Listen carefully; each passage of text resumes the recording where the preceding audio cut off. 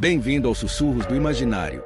Nosso canal é totalmente dedicado a audiobooks, proporcionando uma experiência imersiva para todos os amantes de boas histórias. Aqui, você pode relaxar e deixar sua imaginação fluir enquanto escuta os melhores títulos literários. Dica especial: para uma experiência ainda mais completa, recomendamos que você acompanhe o audiobook com o livro físico ou o e-book. Dessa forma, você poderá desfrutar tanto da narrativa quanto do texto original, unindo os dois mundos. Pedimos desculpas especialmente aos deficientes visuais por quaisquer falhas que possam ocorrer nos audiobooks, como trechos em outras línguas, pequenos erros de narração ou tradução. Isso acontece porque utilizamos narração sintética para manter a produção dos áudios. Queremos ouvir você. Sugira nos comentários livros que gostaria de ver aqui no canal. Não se esqueça de curtir, comentar e se inscrever para ficar por dentro de todas as novidades. Obrigado por estar conosco e bons sussurros.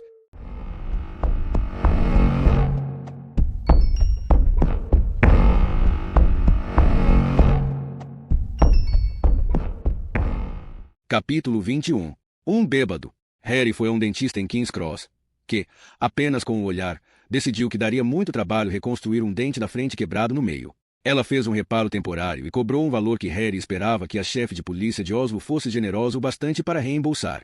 Na delegacia, foi informado de que o taco de cricket havia quebrado 3 costelas de Andrew e lhe provocado uma concussão. Era pouco provável que ele levantasse da cama naquela semana. Depois do almoço, Harry perguntou a Libby se poderia acompanhá-lo em algumas visitas hospitalares. Eles foram até o Saint-Étienne, onde precisariam registrar os nomes no livro de visitantes, um volume grosso e pesado aberto diante de uma freira ainda mais pesada, que os observava de braços cruzados atrás de um vidro. Mas ela apenas sinalizou que eles entrassem, fazendo um gesto negativo com a cabeça. Ela não fala inglês, explicou Libby. Os dois seguiram até a recepção, onde um rapaz sorridente lançou seus nomes no computador, informou os números dos quartos e lhes indicou o caminho. Da Idade Média à Era Digital em 10 segundos, sussurrou Harry. Trocaram algumas palavras com o Andrew cheio de hematomas, mas ele estava de mau humor e mandou que dessem-o fora depois de 5 minutos.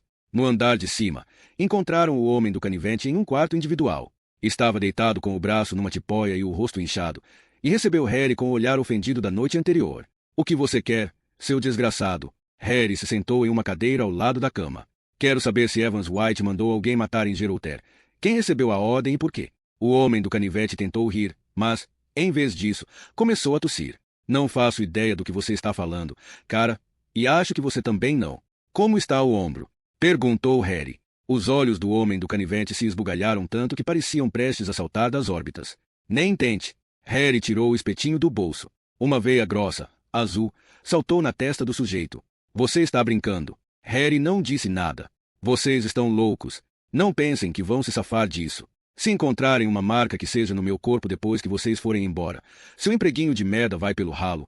Seu babaca. A voz do homem do canivete ficou cada vez mais aguda, até atingir um falsete. Harry levou um dedo aos lábios. Faça um favor a si mesmo. SHH. Está vendo aquele careca grandalhão perto da porta? Não é fácil ver a semelhança, mas, na verdade, seus colegas quebraram a cabeça do primo dele com o taco ontem. Pediu permissão especial para vir comigo hoje. A função dele é tapar a sua boca com um pedaço de fita e segurá-lo, enquanto eu tiro as ataduras e enfio essa belezinha no único lugar em que ela não deixará marcas. Porque o buraco já existe, sabe? Ele apertou gentilmente o ombro direito do homem do canivete. Lágrimas brotaram nos olhos do sujeito, que respirava ruidosamente. Seus olhos disparavam de Harry para Libby, de Libby para Harry. A natureza humana é uma floresta vasta e impenetrável. Mas Harry pensou ver uma clareira quando o homem abriu a boca. Ele sem dúvida dizia a verdade.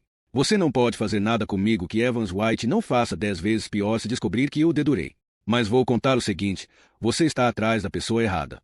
Entendeu tudo errado. Harry olhou para Libby. Ele balançou a cabeça. Harry refletiu por um momento, então se levantou e colocou o espetinho na mesa de cabeceira. Melhoras. Hasta la vista, disse o homem da faca, apontando uma arma imaginária com o dedo indicador. No hotel, havia uma mensagem para Harry na recepção. Ele reconheceu o número da delegacia de Sydney e retornou a ligação imediatamente. Yong-Sui atendeu. Analisamos todos os registros outra vez, disse ele, e fizemos uma inspeção mais criteriosa. Alguns crimes leves são tirados dos registros oficiais depois de 3 anos. É a lei. Há delitos que não podemos deixar na ficha. Mas, quando se trata de crimes sexuais, bem, digamos que nós os mantemos em um arquivo de backup bem extraoficial. Eu desencavei algo interessante.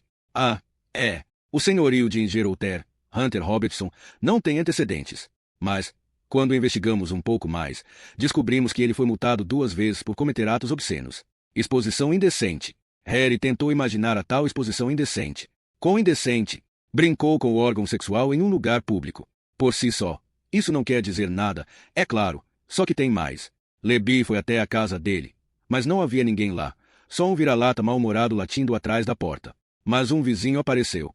Parece que o camarada combinou com Robertson de soltar o cachorro e dar comida a ele toda quarta à noite, e ele tem a chave. Então, é lógico, Libby perguntou se ele abriu a porta e soltou o cachorro na quarta-feira antes de o corpo de Inger ser encontrado. Ele disse que sim. E Robertson disse no depoimento que ficou em casa aquela noite toda. Achei que você ia querer saber. Harry sentiu seu coração bater mais rápido. O que vocês vão fazer agora? Uma viatura vai pegá-lo amanhã cedo, antes de ele sair para o trabalho. Quando e onde esses terríveis delitos aconteceram? Deixe-me ver. Acho que foi em um parque. Isso. Green Park. É o que diz aqui. É um parque pequeno. Sei qual é. Harry pensou rápido. Achou que vou dar uma volta. Parece que há frequentadores assíduos por lá. Talvez eles saibam de alguma coisa. Harry anotou as datas em que as infrações de Robertson ocorreram em uma pequena agenda preta dos Parebankenor que seu pai lhe dava todo ano no Natal. Só por curiosidade, Young. O que é uma exposição decente? Ter 18 anos, estar bêbado e mostrar a bunda para uma viatura da polícia no dia da independência da Noruega. Ele ficou tão aturdido que não conseguiu pronunciar uma palavra sequer. Young ria do outro lado da linha. Como? Começou Harry. É inacreditável que você consegue descobrir com algumas senhas e um colega dinamarquês na sala ao lado. Young estava tendo uma crise de riso. Harry começava a sentir o sangue ferver de raiva. Espero que você não se importe. Young subitamente pareceu temer ter ido longe demais. Não contei a ninguém. Ele soava tão arrependido que Harry não conseguiu ficar irritado. Um dos policiais era uma mulher, disse Harry. Depois ela me cumprimentou pelo meu bumbum durinho. Young riu, aliviado. As fotocélulas do parque acharam que já estava escuro o suficiente, e as lâmpadas se acenderam enquanto Harry caminhava em direção ao banco. Ele reconheceu de imediato o homem de pele cinza sentado ali. Boa noite. A cabeça, que antes estava baixada, com o queixo apoiado no peito, ergueu-se lentamente, e olhos castanhos fitaram Harry. Ou, para ser mais preciso, passaram por ele e se fixaram em um ponto muito distante. Fumo? Perguntou ele com uma voz grave. Como é? Fumo. Fumo? Repetiu ele, agitando 2 dedos no ar. Ah, fumo. Você quer um cigarro? Harry tirou 2 cigarros do maço e acendeu um para si. Eles permaneceram sentados ali em silêncio por um tempo, fumando. Aquele era um pulmão verde no coração de uma cidade grande, e, ainda assim, Harry tinha a sensação de estar em uma área deserta, remota. Talvez porque a noite tinha caído, e era possível ouvir o som vibrante de gafanhoto invisíveis esfregando as patas nas asas. Ou talvez porque havia algo de ritualístico e atemporal no ato de fumarem juntos, o policial branco e o homem negro de rosto largo, em comum, descendente da população nativa daquele vasto continente. Quer comprar a minha jaqueta? Harry olhou para a jaqueta do homem, que era do tipo corta-vento, feita de material pouco resistente em tons vibrantes de vermelho e preto. A bandeira aborígene, explicou a Harry, mostrando as costas da jaqueta. Meu primo que faz. Ele educadamente recusou a oferta. Qual é o seu nome? Perguntou o aborígene. Harry. É um nome inglês. Eu também tenho um nome inglês. É Joseph. Com P-H. Na verdade, é um nome judaico. José, o pai de Jesus, saca? Joseph Walter Roderick. Meu nome tribal é Nardaga. Enigar Daga. Você passa bastante tempo no parque. Não passa, Joseph? Sim, bastante. Joseph voltou a ficar com o olhar perdido, ausente. Ele tirou uma garrafa grande de suco da jaqueta, ofereceu um gole a Harry e bebeu antes de tampá-la. A jaqueta se abriu, e Harry viu as tatuagens no peito. Jerry estava escrito acima de uma cruz grande. Gostei da sua tatuagem, Joseph. Quem é Day? Jerry é meu filho. Meu filho. Ele tem 4 anos. Joseph contou até 4 nos dedos. 4. Entendi. Onde Jerry está agora? Em casa. Joseph agitou a mão, como se indicasse a direção onde ficava sua casa. Com a mãe. Escute, Joseph. Estou atrás de um homem. O nome dele é Hunter Robertson. Ele é branco, baixinho e não tem muito cabelo. Às vezes, vem até o parque. Às vezes, ele fica se mostrando em público. Entende o que eu quero dizer? Você já ouviu, Joseph? Sim, sim. Ele está vindo, disse Joseph, esfregando o nariz, como se Harry falasse de um evento banal. Espere. Ele está vindo.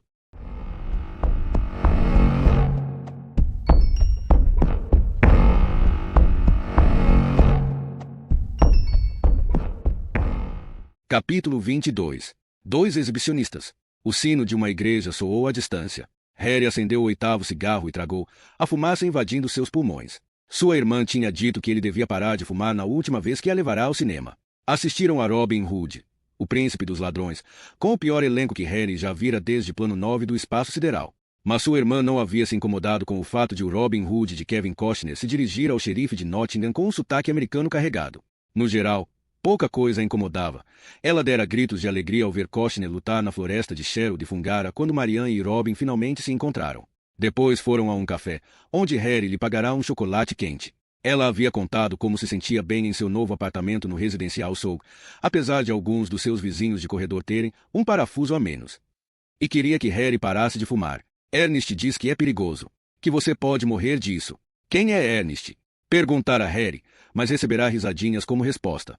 Você não devia fumar, Harold. Você não pode morrer. Está ouvindo? Ela aprenderá o Harold e o está ouvindo com a mãe deles. O nome Harry se devia à vontade resoluta do pai. Olaho, um homem que geralmente cedia à esposa em tudo, havia levantado a voz e insistido que o menino devia receber o nome de seu avô, um homem do mar e, aparentemente, um bom camarada. A mãe tinha se rendido num momento de fraqueza, como ela própria dizia, e depois se arrependera amargamente. Alguém já ouviu falar de alguém chamado Harry chegar a algum lugar em alguma coisa? Dissera ela. Quando estava de bom humor, o pai de Harry a provocava por causa de todos aqueles alguéns e alguns. De toda forma, sua mãe o chamava de Harold, em homenagem a um tio, mas todo mundo conhecia por Harry. E, depois que ela morreu, sua irmã passou a chamá-lo de Harold. Talvez tenha sido a forma que ela encontrou de tentar preencher a lacuna deixada pela mãe. Harry não sabia. Muitas coisas estranhas se passavam na cabeça de sua irmã. Por exemplo, ela sorriu com lágrimas nos olhos e chantilly no nariz quando Harry prometeu que pararia de fumar, se não imediatamente, ao menos no momento certo. Agora, ele estava sentado imaginando a fumaça subir serpenteando como uma cobra enorme e entrar em seu corpo. Bubur.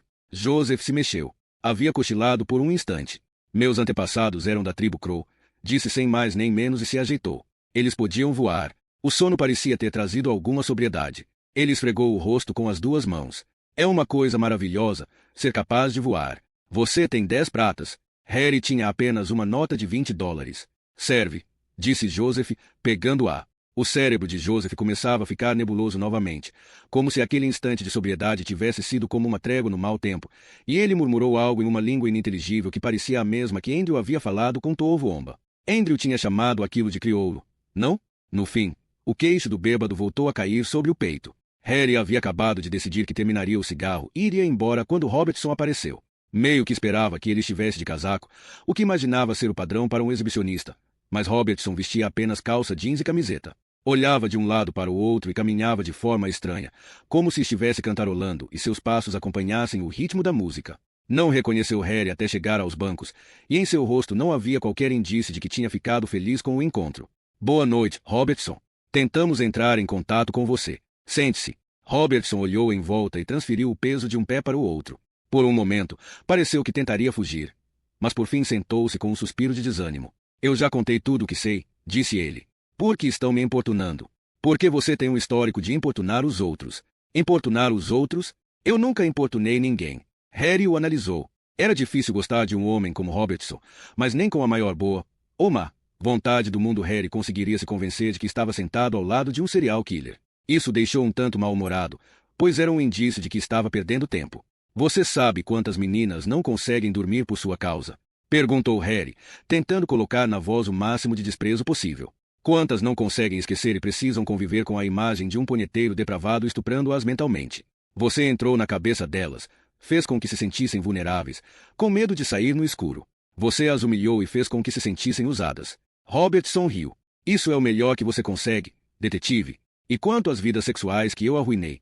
E o medo que essas meninas têm, que as reduziu a uma vida à base de tranquilizantes. A propósito, acho bom seu colega tomar cuidado. Aquele que disse que eu podia ser condenado a 6 anos como cúmplice se não tomasse vergonha e desse um depoimento a vocês, seus idiotas. Falei com meu advogado.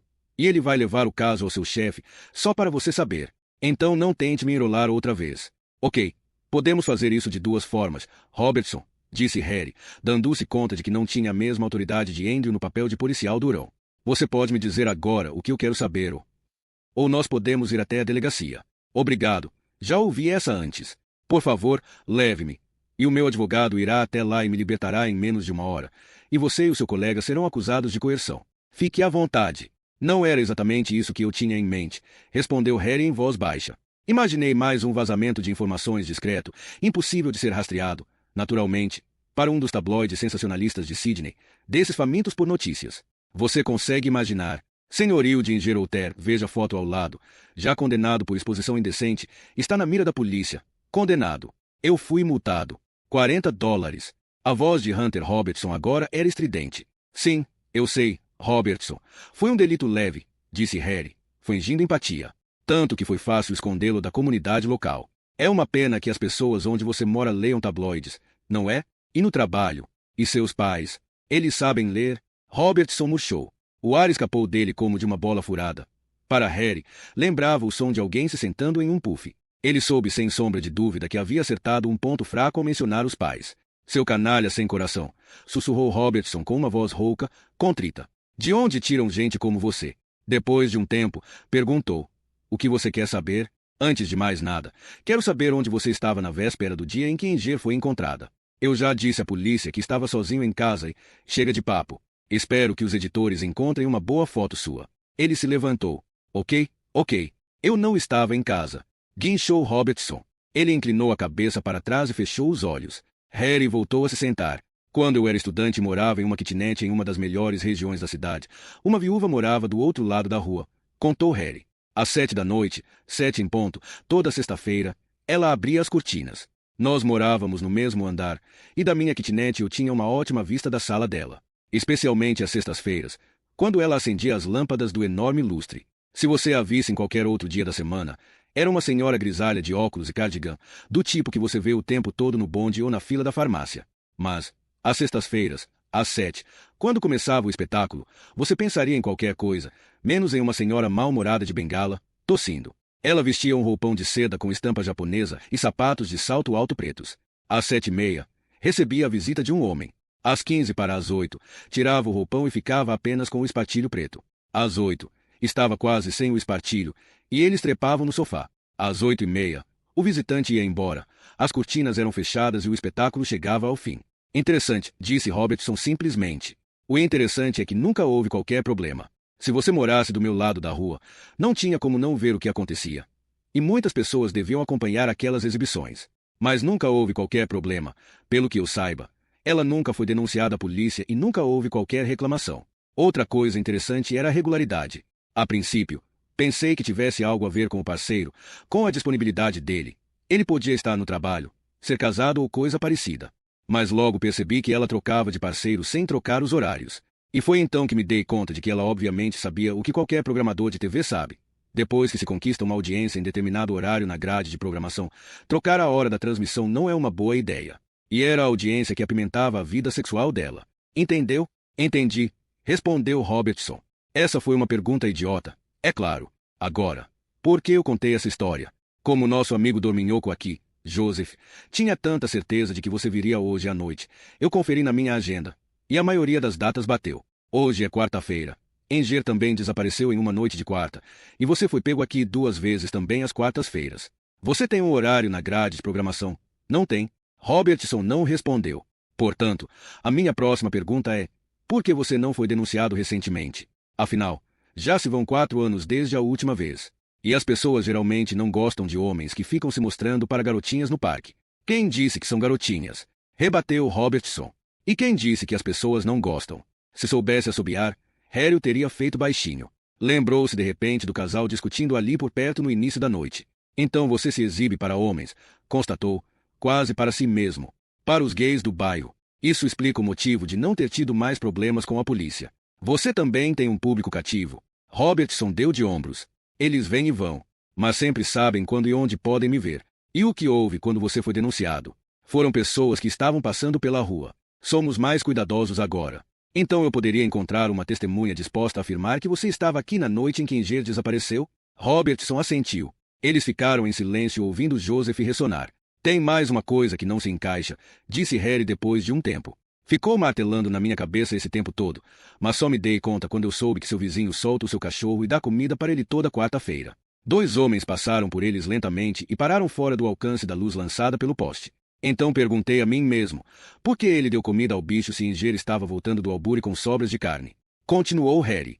A princípio descartei a ideia, pensando que vocês provavelmente conversaram a respeito. Talvez a carne fosse para o dia seguinte. Mas então me lembrei de uma coisa que eu jamais deveria ter esquecido. Seu cachorro não come carne.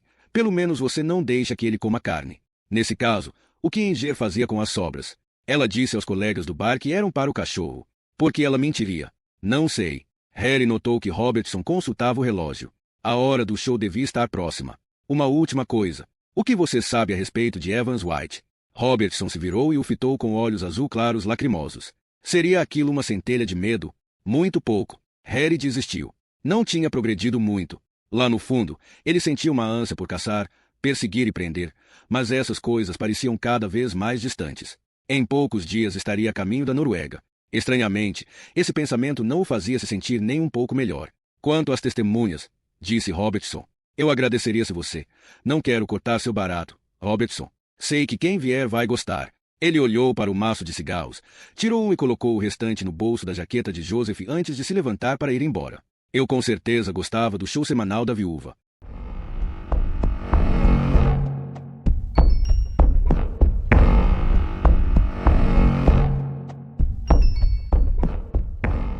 Capítulo 23. Cobra Preta. Como de costume, o albury estava a pleno vapor. Tocava It's Raining Men em alto e bom som e, no palco, 3 rapazes usavam botas até os joelhos e quase nenhuma roupa. A plateia os aplaudia e cantava junto. Harry assistiu a um pouco mais do show antes de ir ao bar de Birgitta. Por que você não canta junto, bonitão? Perguntou uma voz familiar. Harry se virou. Otto não estava travestido aquela noite. No entanto, a camisa de seda rosa com colarinho aberto e os toques discretos de rímel e batom mostravam que ainda tinha dado atenção especial à aparência. Não tenho voz para isso, Otto. Desculpe. Ah, vocês escandinavos são todos iguais. Não se soltam se não entornar tanta bebida que não conseguem mais. Ah, você sabe o que eu quero dizer. Harry sorriu para os olhos semicerrados de Otto. Não flerte comigo, Otto. Sou uma causa perdida. Hétero incorrigível, hein? Harry assentiu. Mesmo assim deixe eu pagar uma bebida, bonitão. Do que você gosta? Ele pediu um suco de grapefruit para Harry e um Bloody Mary para si mesmo. Os dois brindaram. E Otto virou metade do coquetel em um único gole. A única coisa que ajuda com os infortúnios do amor, disse. Então virou o restante, estremeceu, pediu outro e olhou para Harry. Então você nunca fez sexo com um homem? Acho que precisamos dar um jeito nisso qualquer dia desses. Harry sentiu as orelhas esquentarem. Como aquele palhaço conseguia fazer um homem como ele, de barba na cara, enrubescer tanto a ponto de parecer um inglês depois de passar 6 horas numa praia espanhola? Vamos fazer uma aposta indecente e maravilhosamente vulgar, sugeriu Otto, seus olhos brilhando, divertidos. Aposto $100 que essa sua mão macia e esbelta vai tocar minhas partes íntimas antes de você voltar para a Noruega. Você ousa encarar o desafio? Otto bateu palmas ao ver o rosto vermelho de Harry. Se você insiste em jogar dinheiro fora, tudo bem, respondeu Harry. Mas, pelo que sei, Otto, você está sofrendo com os infortúnios do amor. Não deveria estar em casa pensando em outras coisas além de provocar heterossexuais. Ele se arrependeu de imediato do que disse. Nunca gostou de ser provocado. A mão que Otto lhe havia estendido recuou e ele lhe dirigiu um olhar magoado. Desculpe, estou falando besteira. Eu não quis dizer isso, lamentou Harry. Otto deu de ombros. Alguma novidade sobre o caso? Perguntou. Não. Harry se sentiu aliviado com a mudança de assunto. Parece que vamos precisar ir além do círculo de amizades dela. A propósito, você a conhecia? Todo mundo que frequenta este lugar conhecia Inger. Alguma vez falou com ela? Bem, acho que devemos ter trocado algumas palavras. Ela era um tanto complicada demais para o meu gosto. Complicada. Ela virava a cabeça de muitos clientes hétero. Estava sempre vestida de forma provocante, lançava olhares lânguidos e sorria mais se isso rendesse gorjetas mais gordas. Esse tipo de coisa pode ser perigoso. Você acha que algum dos clientes pode? Só quis dizer que talvez você não precise procurar longe demais, detetive. O que você está sugerindo? Otto olhou em volta e terminou o drink. Eu falo demais, bonitão. Ele fez menção de ir embora. Agora, vou fazer o que você sugeriu. Vou para casa pensar em outras coisas. Não foi isso que o doutor prescreveu. Ele acenou para um dos rapazes com echarpe no pescoço atrás do bar, que lhe trouxe um saco de papel pardo. Não se esqueça do espetáculo, gritou Otto por cima do ombro ao ir embora. Harry estava sentado em um banco no bar de Birgitta, observando-a trabalhar discretamente. Acompanhava suas mãos rápidas servindo pintes, dando o troco e preparando drinks. A forma como ela se movia atrás do balcão, com movimentos quase instintivos, Da torneira de cerveja para a bancada, da bancada para o caixa. Viu seu cabelo cair sobre o rosto, o gesto rápido para afastá-lo, o olhar ocasional para os clientes em busca de novos pedidos e para Harry. O rosto sardento se iluminou, e ele sentiu o coração bater no peito, forte, esplêndido. Um amigo de Andrew passou por aqui agora há pouco, disse ela ao ir até Harry. Ele o visitou no hospital e veio dar um oi. Perguntou por você. Acho que ainda está por aqui. Sim, ali está ele. Birgitte apontou para uma mesa, e Harry reconheceu de imediato o homem negro e elegante. Era Tove Womba, o boxeador. Ele foi até lá. Estou incomodando? Perguntou, e foi recebido com um sorriso largo. Nem um pouco. Sente-se. Estava esperando para ver se um velho amigo aparecia. Harry se sentou. Robin Tove Womba, o Murri, continuava sorrindo. Por algum motivo, seguiu-se uma dessas pausas constrangedoras que ninguém admite ser constrangedora, mas que na verdade é. Conversei com uma pessoa da tribo Crow hoje. De que tribo você é? Perguntou Harry precipitadamente. Tove Womba o fitou, surpreso. Como assim, Harry? Eu sou de Kingsland. Harry percebeu quão tola tinha sido a pergunta. Desculpe, foi uma pergunta idiota. Minha língua está sendo mais rápida que meu cérebro hoje. Eu não quis dizer. Não conheço muito da sua cultura. Estava me perguntando se você é de alguma tribo em especial, ou coisa parecida. Tove Womba deu um tapinha no ombro dele. Só estava tirando uma com a sua cara, Harry. Relaxe. Ele riu, e Harry se sentiu ainda mais tolo. Você reage como a maioria dos brancos. O que mais se pode esperar? É claro como o sol que vocês todos são cheios de preconceito. Preconceito? Harry sentiu que estava ficando irritado. Eu disse alguma coisa. Não é o que você diz, interrompeu Tove Womba. É o que você inconscientemente espera de mim. Você acha que disse algo errado, mas não passa pela sua cabeça que eu sou inteligente o bastante para levar em consideração que você é estrangeiro. Acredito que você não ficaria ofendido se um turista japonês na Noruega não soubesse tudo sobre o seu país. Como, por exemplo, que o seu rei se chama Harald. Tove Womba deu uma piscadela. Não é só você, Harry. Até mesmo os brancos australianos são extremamente cautelosos. Têm medo de dizer algo errado. E é isso que é tão paradoxal. Primeiro, arrancam o orgulho do nosso povo. E, depois que ele foi destruído, morrem de medo de tocar no assunto. Ele suspirou e estendeu suas grandes palmas brancas. É como virar um linguado na grelha, pensou Harry. A voz grave e animada de Tove Womba parecia vibrar em uma frequência própria, que dispensava a necessidade de falar alto para suplantar o barulho ao redor. Mas me conte algo sobre a Noruega, Harry. Li que é muito bonito por lá. E frio. Harry contou. Sobre fiordes, montanhas e pessoas vivendo entre os dois. Sobre sindicatos, censura, Ibsen, Nansen e Grieg. E sobre o país do norte que se via como empreendedor e progressista, mas estava mais para uma república das bananas. Que tinha florestas e portos quando holandeses e ingleses precisaram de madeira, que tinha cachoeiras quando a eletricidade foi inventada e que, o melhor de tudo, descobrira petróleo no próprio quintal. Nós não produzimos carros Volvo ou cerveja Tuborg, disse Harry. Apenas exportamos nossa natureza e evitamos pensar no assunto. Somos um país que nasceu com a bunda virada para a lua, disse Harry, sem nem sequer tentar encontrar uma expressão mais apropriada em inglês. Então falou de Andalsnes, um pequeno vilarejo no Ronsdalen, cercado de montanhas tão lindas que sua mãe sempre dizia que foi por lá que Deus começou a criação do mundo, e que ele passou tanto tempo ali que o resto do mundo precisou ser feito às pressas para estar pronto no domingo. Contou também como era pescar com o pai no fiord cedo pela manhã, em julho, deitar na praia e sentir o cheiro do mar enquanto as gaivotas guinchavam e as montanhas pareciam sentinelas silenciosos, imóveis, guardando seu pequeno reino. Meu pai é de Lesjasco, uma vila um pouco mais acima no vale, e ele e minha mãe se conheceram em um baile em Andalsnes. Eles sempre falavam em voltar para Ronsdalen quando se aposentassem.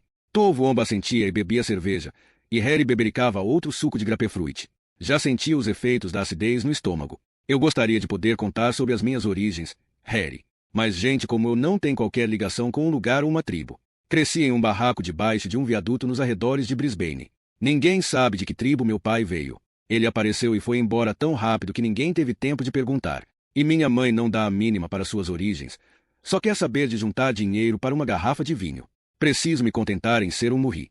E quanto a Andrew, ele não contou a você? Não me contou o quê? As mãos de Tove Womba recuaram. Ele franziu o senho. Andrew Kensington tem raízes ainda menos conhecidas. Harry não fez mais perguntas, mas, depois de outra cerveja, Tove Womba voltou ao assunto. Acho que eu devia deixar ele mesmo contar isso, já que Andrew teve uma criação muito especial. Ele pertence à geração de aborígenes sem família, à geração roubada. Como assim? É uma longa história. Tudo se trata de peso na consciência.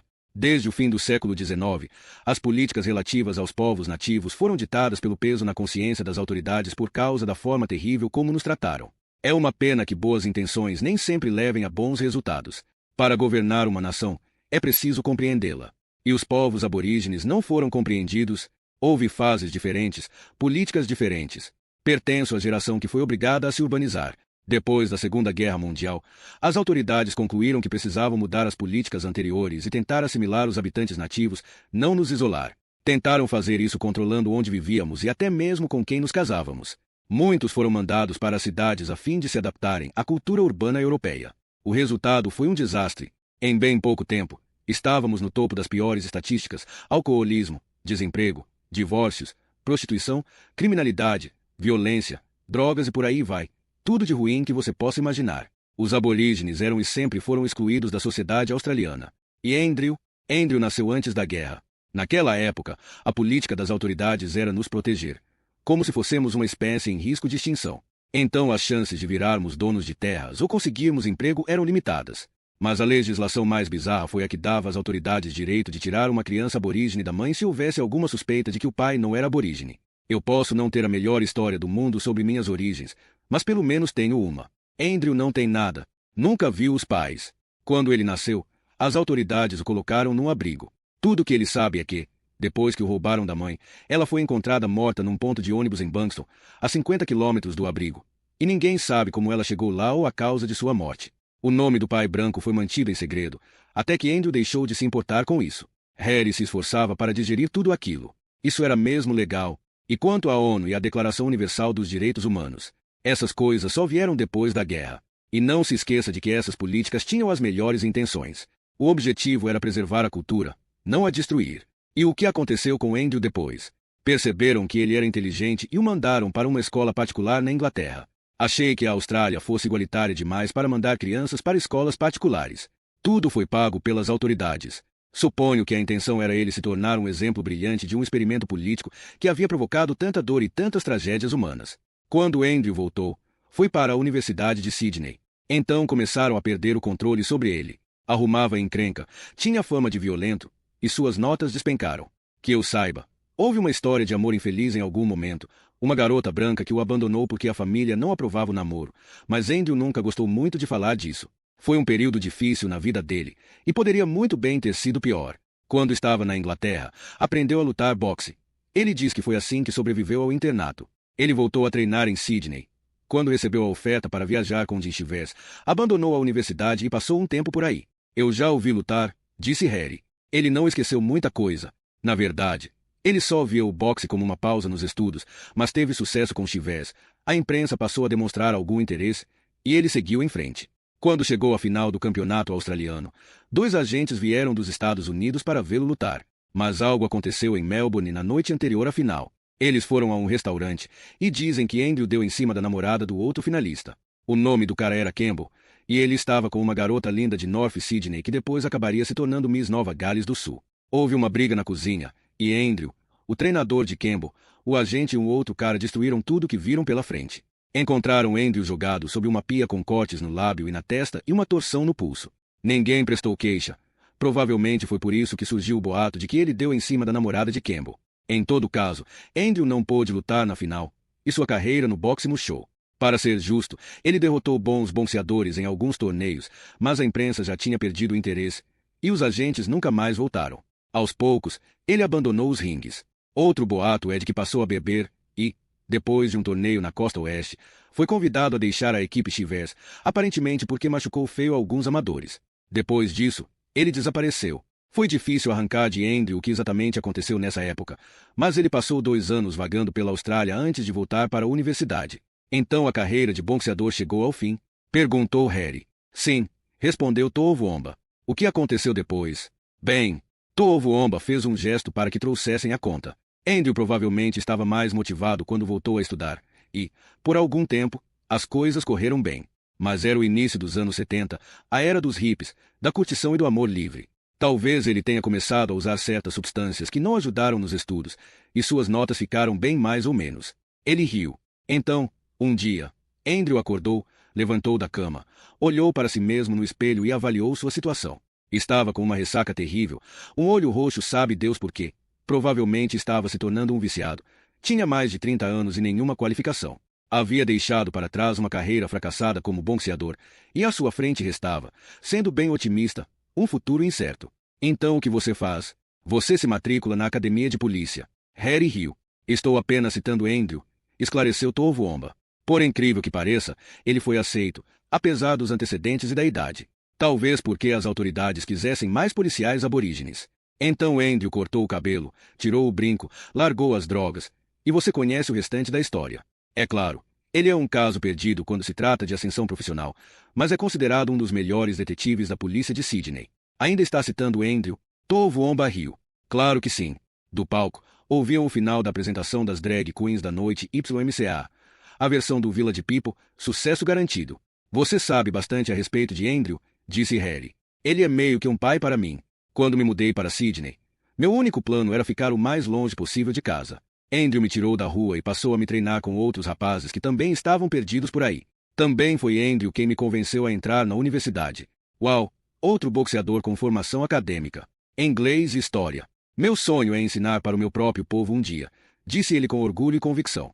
E enquanto isso você quebra a cara de marinheiros bêbados e caipiras. Tovuomba sorriu. As pessoas precisam de dinheiro para conseguir o que querem nesse mundo, e eu não tenho qualquer ilusão de ganhar dinheiro como professor.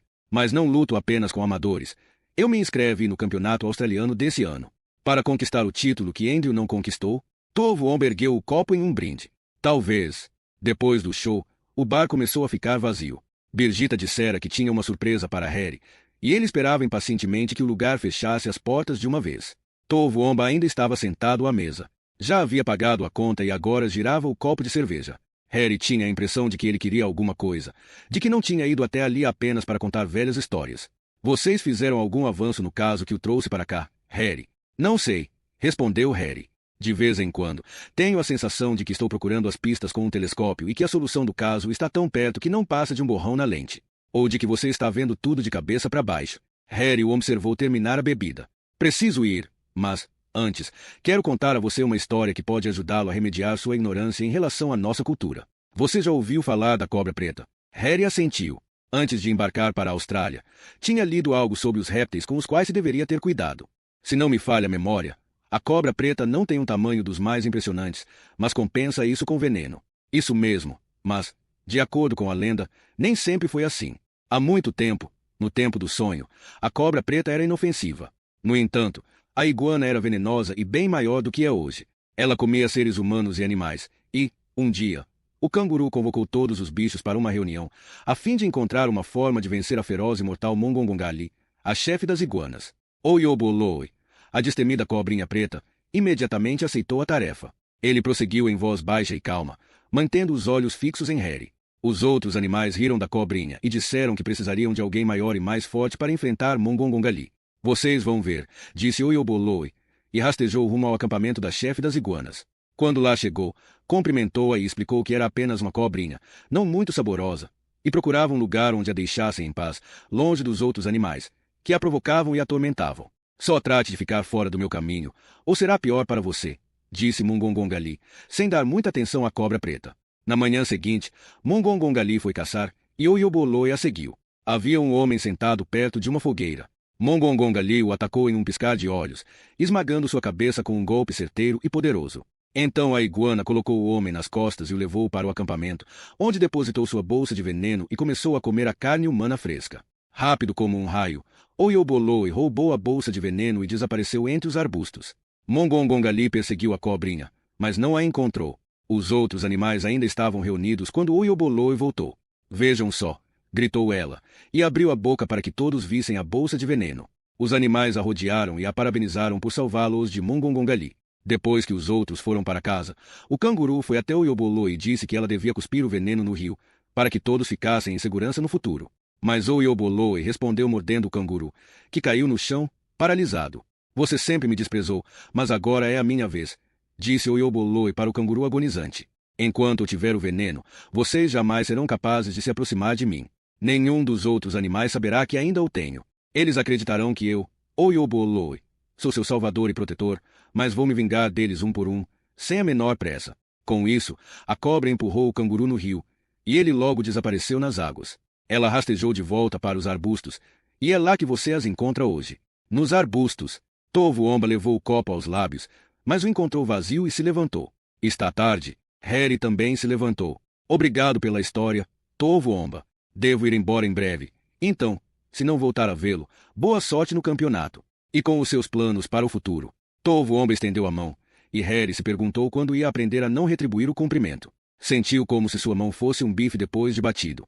Espero que você descubra o que é o borrão na lente, disse Tovo-Omba. Ele já havia partido quando Harry se deu conta do que estava falando.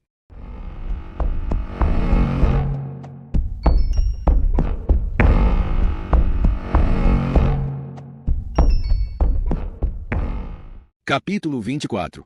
O grande tubarão branco. O vigia deu uma lanterna a Birgitta. Você sabe onde me encontrar, Birgitta? Cuidado para não virar comida, disse ele e voltou mancando para o escritório com um sorriso.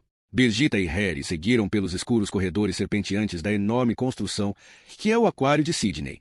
Eram quase 2 da manhã, e bem, o vigia noturno os deixará entrar. Uma pergunta casual de Harry, porque todas as luzes estavam apagadas, tinha levado a uma detalhada explicação do velho vigia. É claro que isso economiza energia, mas esse não é o motivo mais importante. O mais importante é que sinalizamos aos peixes que é noite. É o que eu acho, pelo menos.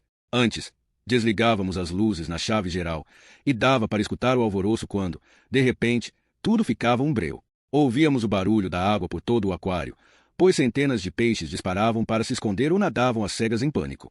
Ben baixou a voz até que ela se transformasse em um sussurro teatral e imitou os peixes fazendo movimentos de zigue-zague com as mãos. A água balançava muito, formava ondas, e alguns peixes, as cavalas, por exemplo, enlouqueciam, chocavam-se contra o vidro e morriam. Então passamos a usar dimers, que gradualmente diminuem a luz de acordo com a hora do dia, imitando a natureza. Depois disso, os peixes também passaram a ficar menos doentes. A luz diz ao corpo quando é dia e quando é noite, e, pessoalmente, acredito que os peixes precisam de uma rotina diária natural para não ficarem estressados. Eles têm um relógio biológico, assim como nós, e não se deve brincar com isso. Sei que alguns criadores de pecas gigantes na Tasmânia, por exemplo, deixam os peixes expostos à luz por mais tempo durante o outono. Iludem os bichos, assim eles pensam que ainda é verão e se reproduzem mais. Ben gosta de falar quando se empolga com o assunto, explicou Birgitta mais tarde. Fica quase tão feliz falando com as pessoas quanto com seus peixes. Ela havia trabalhado no aquário nos 2 últimos anos e tinha feito amizade com o vigia, que dizia trabalhar ali desde a inauguração. É tão tranquilo aqui à noite, tão silencioso. Olhe. Birgitta apontou a lanterna para a parede de vidro, onde uma moreia preta e amarela esgueirava-se para fora de seu esconderijo, revelando uma fileira de dentes pequenos e afiados. Mais adiante no corredor, ela iluminou 2 arraias pintadas atrás do vidro esverdeado, que deslizavam pela água parecendo voar em câmera lenta. Não é lindo? Sussurrou ela com olhos brilhantes. É como um balé sem música. Harry sentia como se estivesse atravessando um dormitório na ponta dos pés. Os únicos sons eram os passos deles e o borbulhar remoto mas constante dos aquários. Birgitta parou em frente a uma parede de vidro bem alta. Esse é o salti do aquário, Matilda, de Queensland, disse ela, apontando o feixe de luz para o vidro. Do outro lado, havia um tronco de árvore seco em um ambiente que imitava a margem de um rio.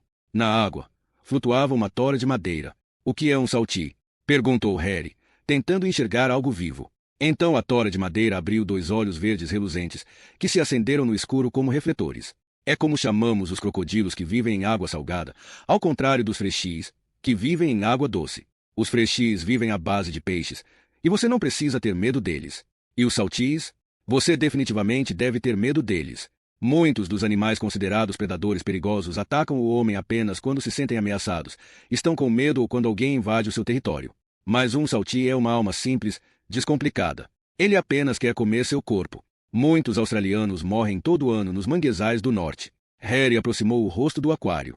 Isso não cria uma certa antipatia. Os tigres foram exterminados em certas regiões da Índia sob o pretexto de que comiam bebês. Porque esses comedores de homens não foram exterminados. A maioria das pessoas aqui encara os crocodilos com a mesma tranquilidade com que encara acidentes de trânsito. Ou quase isso, pelo menos. Se você quiser ter estradas, precisa aceitar que haverá mortes nelas, certo? Bem, se você quiser crocodilos, é a mesma coisa. Esses animais comem seres humanos. É a vida. Harry sentiu um calafrio. Matilda fechou as pálpebras como se fossem os faróis escamoteáveis de alguns modelos da Porsche. Nenhuma ondulação na água traía o fato de que a tora a meio metro dele, do outro lado do vidro, era na realidade mais de 1 tonelada de músculos, dentes e mau humor. Vamos andando, sugeriu ele. Aqui temos Mr. Bean, indicou Birgitta, apontando a lanterna para um pequeno peixe marrom claro parecido com um linguado. É uma arraia-viola, que é como chamamos o Alex do bar, o homem que Enger chamava de Mr. Bean. Por que arraia-viola? Não sei. Já o chamavam assim quando comecei a trabalhar lá. Que nome engraçado. Ele obviamente gosta de ficar imóvel no fundo do mar. Sim, e é por isso que você precisa ter cuidado quando está na água. Ele é venenoso, entende? E, se você pisar nele, vai ganhar uma ferroada. Os dois seguiram por uma escadaria que levava até um dos grandes tanques. Os tanques não são aquários de verdade, mas uma parte fechada da Baía de Sydney, explicou Birgitta. Do teto, uma luz esverdeada banhava-os em listras ondulantes, e Harry teve a sensação de que estava debaixo de um globo espelhado. Apenas quando Birgitta apontou a lanterna para cima, ele viu que estavam cercados de água por todos os lados. Estavam em um túnel de vidro no fundo do mar, e a luz vinha do lado de fora, filtrada pela água. Uma sombra enorme deslizou perto deles e Harry instintivamente se encolheu. Mobulida, disse ela. É uma arraia gigante. Meu Deus, é enorme. Harry respirou fundo. A arraia fazia um movimento ondulante, como um colchão de água gigantesco, e Harry se sentiu sonolento só de olhar para ela. Então o animal virou de lado, acenou para os dois e flutuou rumo ao escuro mundo aquoso como um fantasma coberto por um lençol preto. Eles se sentaram no chão e, da sua mochila, Birgitta tirou uma manta, 2 taças, uma vela e uma garrafa de vinho tinto sem rótulo. Presente de uma amiga que trabalha em uma vinícola em Hunter Valley, diz, abrindo-a. Então os dois se deitaram lado a lado na manta, olhando para a água acima deles. Era como deitar em um mundo virado de cabeça para baixo, como olhar para um céu invertido repleto de peixes de todas as cores do arco-íris e estranhas criaturas inventadas por alguém com uma imaginação imperativa. Um peixe azul cintilante, redondo, com expressão curiosa e barbatanas ventrais finas pairava na água sob eles. Não é maravilhoso ver como eles não têm pressa, como seus movimentos aparentemente não fazem sentido? Sussurrou Birgitta. Você consegue sentir como desaceleram o tempo? Com a mão fria, ela tocou o pescoço de Harry, pressionando de leve. Consegue sentir sua pulsação quase parando. Harry engoliu em seco. Não me importo que o tempo passe devagar. Não agora. Não nos próximos dias. Birgitta aumentou a pressão em seus dedos. Não vamos falar disso, respondeu ela. Às vezes eu penso, Harry, você não é tão idiota afinal de contas. Eu já tinha percebido, por exemplo, que Andrew sempre se refere aos aborígenes na terceira pessoa. Por isso já imaginava boa parte da história dele antes de Tove Omba me contar detalhes específicos. Eu meio que desconfiava de que ele não havia crescido com a própria família, de que não pertencia a lugar algum, de que se deixava levar pela maré e via as coisas como um mero observador. Como nós, aqui, diante de um mundo do qual não podemos fazer parte. Depois da conversa com Tove Omba, me dei conta de outra coisa. Quando nasceu, Andrew não foi presenteado com aquele orgulho natural que se tem por fazer parte de um povo. Por isso, ele precisou encontrar o seu próprio orgulho. A princípio, pensei que tivesse vergonha de seus irmãos aborígenes, mas agora sei que ele luta com a própria vergonha. Birgitta emitiu um som de concordância. Harry continuou.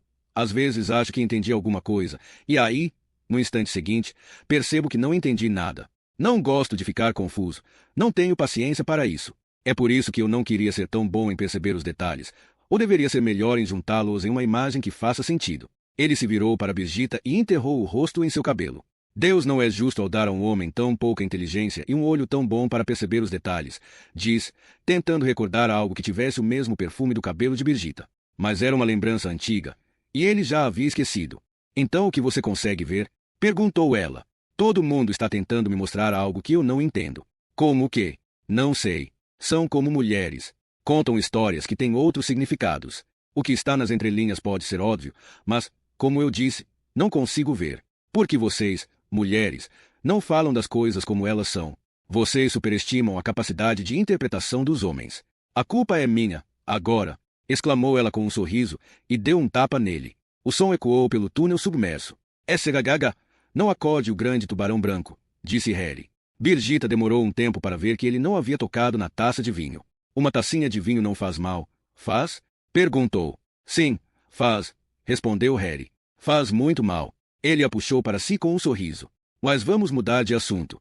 E então a beijou, e ela deu um suspiro longo, trêmulo, como se esperasse por aquele beijo há uma eternidade. Harry acordou num sobressalto. Não sabia de onde vinha a luz esverdeada na água, se era da lua acima de Sydney ou dos holofotes em terra, mas agora ela havia desaparecido. A vela se extinguira, e tudo estava imerso em escuridão. Ainda assim, ele tinha a sensação de ser observado. Encontrou a lanterna ao lado de Birgitta e a acendeu. Birgitta estava envolta em sua metade da manta, nua e com uma expressão de contentamento. Harry apontou a luz para o vidro. A princípio, pensou que estivesse vendo o próprio reflexo, mas então os olhos se acostumaram à luz, e ele sentiu a última batida de seu coração antes que ele parecesse congelar. O grande tubarão branco estava diante dele, observando com olhos frios, sem vida. Harry soltou o ar dos pulmões, e gotículas se formaram no vidro em frente ao rosto aquoso, o fantasma de um homem afogado, tão grande que parecia preencher todo o tanque. Os dentes se projetavam da boca. Pareciam ter sido desenhados por uma criança, triângulos em zigue-zague, adagas brancas dispostas ao acaso em duas fileiras sem gengiva. Então ele nadou para cima, passando por Harry, sempre com os olhos mortos fixos nele, endurecidos de ódio. Um corpo branco cadavérico esgueirando-se para longe do feixe da lanterna em movimentos lentos, ondulantes, que pareciam não ter fim.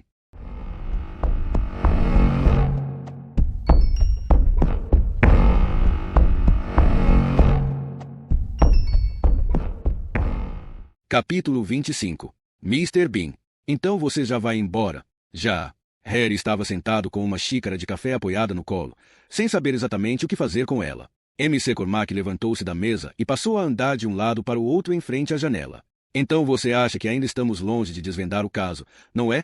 Você acha que existe um psicopata lá fora na multidão, um assassino sem rosto que mata por impulso e não deixa pistas, e que teremos de esperar e rezar para que ele cometa um erro na próxima vez que atacar? Eu não disse isso, senhor. Só acho que não tenho mais nenhuma contribuição a dar. Além disso, me ligaram. Precisam de mim em Oslo. Está bem. Direi a eles que você se comportou muito bem aqui, Holly. Sei que está sendo avaliado para uma promoção. Ninguém me disse nada sobre isso, senhor. Tire o resto do dia de folga e vá passear por Sydney antes de ir, Holly. Primeiro, quero eliminar esse tal de Alex Tomaros da nossa investigação, senhor. MC Cormac ficou olhando pela janela, para uma Sydney nublada e escaldante. Também sinto saudades de casa, Holly. Do outro lado desse belo mar. Senhor? Nova Zelândia. Sou neozelandês, Holly. Meus pais vieram para cá quando eu tinha 10 anos. As pessoas são mais simpáticas por lá. Pelo menos é como eu me lembro. Só vamos abrir daqui a algumas horas, disse a mulher mal-humorada na porta, com uma vassoura na mão. Tudo bem. Tenho um horário marcado com o Sr. Tomaros, disse Harry, perguntando-se se ela seria persuadida por um distintivo da polícia norueguesa. Mas isso provou ser desnecessário. A mulher abriu a porta o suficiente para que Harry entrasse. Havia um cheiro de cerveja azeda e sabão no ar, e, estranhamente, o alburre parecia menor agora que o via vazio e à luz do dia. Ele encontrou Alex Tomaros, também conhecido como Mr. Bean e a Raia Viola, em seu escritório atrás do bar. Harry se apresentou. Como posso ajudar, Sr. Holly? Ele falava rápido e com um sotaque inconfundível, como os estrangeiros que vivem em um país há muitos anos. Obrigado por concordar em me receber tão em cima da hora, Sr. Tomaros. Sei que outros policiais já estiveram aqui e perguntaram ao senhor um monte de coisas, então não vou ocupá-lo por mais tempo que o necessário. Tudo bem. Como o senhor pode ver, tenho muito a fazer. Contabilidade, sabe? Entendo. Em seu depoimento, li que o senhor estava cuidando da contabilidade na noite em que Gerald Ted desapareceu. Havia alguém aqui. Se tivesse lido meu depoimento com atenção, saberia que eu estava sozinho. Sempre fico sozinho. Harry avaliou o rosto arrogante, a saliva escapando da boca. Acredito em você, pensou. Quando cuido da contabilidade. Completamente sozinho. Se quisesse, poderia ter roubado centenas de milhares de dólares desse lugar sem que ninguém percebesse nada. Então, tecnicamente, o senhor não tem um álibi. Tomaros tirou os óculos. Tecnicamente, eu liguei para minha mãe às 2 e disse que já tinha terminado e estava a caminho de casa. Tecnicamente, o senhor poderia ter feito muita coisa entre 1 da manhã, quando o bar fechou, e 2 da manhã, Sr. Tomaros. Não que eu esteja dizendo que é suspeito. Tomaros o encarou sem piscar. Harry folheou o bloco de anotações em branco e fingiu procurar algo. A propósito, por que o senhor ligou para sua mãe? Não é um pouco incomum ligar para alguém às 2 da manhã para falar esse tipo de coisa. Minha mãe gosta de saber onde eu estou. A polícia já conversou com ela também. Então não sei por que precisamos falar sobre isso outra vez. O senhor é grego, não é? Sou australiano. Moro aqui há 20 anos. Minha mãe é cidadã australiana agora. Mais alguma coisa. Ele se controlava bem. O senhor demonstrou interesse pessoal em Gerald Ted. Como reagiu quando ela o rejeitou? Tomaros passou a língua pelos lábios e fez menção de dizer algo, mas se conteve. A língua apareceu de novo. Como a de uma cobra, pensou Harry. Uma pobre cobrinha preta que todos desprezam e acreditam ser inofensiva. A senhorita Ulter e eu falamos sobre jantarmos juntos, se é a isso que o senhor está se referindo. Ela foi a única pessoa daqui que convidei para sair. Pode perguntar a qualquer uma das outras garotas. Katrine e Birgitta, por exemplo. Sempre procuro ter um bom relacionamento com os meus funcionários. Seus funcionários? Bem, tecnicamente, eu sou o gerente do bar. Bem, senhor gerente do bar, o que achou quando o namorado dela apareceu por aqui? Os óculos de Tomaros começaram a ficar embaçados. Enger se dava bem com muitos clientes, então era impossível saber qual deles era seu namorado. Então ela tinha um namorado. Que bom para ela. Harry não precisava ser psicólogo para não se deixar enganar pela tentativa de Tomaros de soar indiferente. Então o senhor não fazia ideia de quem eram as pessoas com quem Enger tinha intimidade. Tomaros? Ele deu de ombros. Tinha o palhaço, é claro, mas ele gosta de outra coisa. O palhaço? Otto Reichnagel. Ele está sempre aqui. Enger costumava dar comida para o cachorro. Gritou Harry. Tomaros deu um pulo na cadeira. Harry se levantou e deu um murro na palma da mão. É isso. Deram um saco de papel para Otto ontem. Eram sobras de comida para o cachorro. Agora lembro, ele falou que tinha um cachorro. Enger disse a Birgitta que estava levando comida para o cachorro na noite em que desapareceu, e o tempo todo achei que fosse para o cachorro do senhorio. Mas o diabo da Tasmânia é vegetariano. O senhor sabe quais eram as sobras. Sabe onde Reichnagel mora. Meu Deus, como eu iria saber? Disse Tomaros, horrorizado. Ele havia arrastado a cadeira até encostá-la na estante. Ok, escute. Não diga nenhuma palavra sobre essa conversa. Não a mencione nem à sua mamãe. Caso contrário, eu volto para cortar sua cabeça. Você entendeu, Mr. Bea? Senhor Tomaros? Alex Tomaros apenas assentiu. Agora preciso dar um telefonema. O ventilador rangia de modo lamentável, mas ninguém na sala notava. A atenção de todos estava voltada para Young, que tinha colocado uma transparência com o mapa da Austrália no retroprojetor. Na imagem, havia pequenos pontos vermelhos com datas ao lado. São as datas e os locais dos estupros e assassinatos que acreditamos ser obra do nosso homem, explicou. Já tentamos encontrar algum padrão geográfico ou temporal, mas não tivemos sucesso. Agora, parece que Harry os encontrou para nós. Young posicionou sobre a primeira transparência outra com o mesmo mapa. Essa tinha pontos azuis, que cobriam quase todos os pontos vermelhos. O que é isso?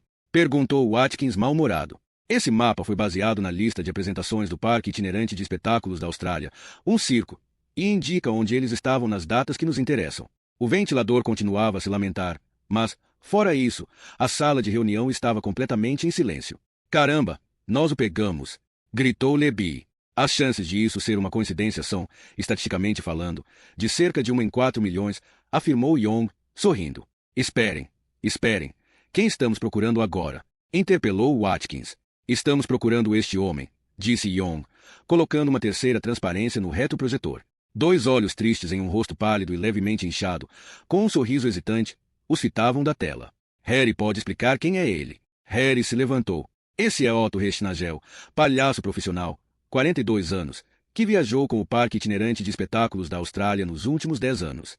Quando o circo não está na estrada, ele mora sozinho em Sydney e trabalha como freelancer. No momento, montou uma pequena trupe que se apresenta na cidade. Tem ficha limpa até onde sabemos, nunca foi condenado por qualquer crime sexual e é considerado um sujeito sociável, tranquilo, apesar de um tanto excêntrico. Mas ele conhecia a vítima, era cliente habitual do bar onde Enger Ulter trabalhava, e os dois acabaram se tornando bons amigos.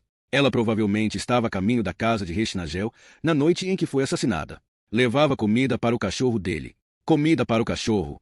Lebi riu. À 1h30 da manhã, acho que o nosso palhaço tinha outra coisa em mente.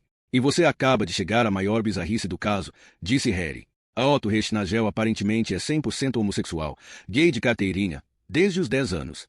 Essa informação gerou murmúrios ao redor da mesa. Watkins resmungou. Você acredita que um homossexual como ele poderia ter matado 7 mulheres e estuprado um número 6 vezes maior? MC Cormac entrou na sala. Já havia sido informado das novidades.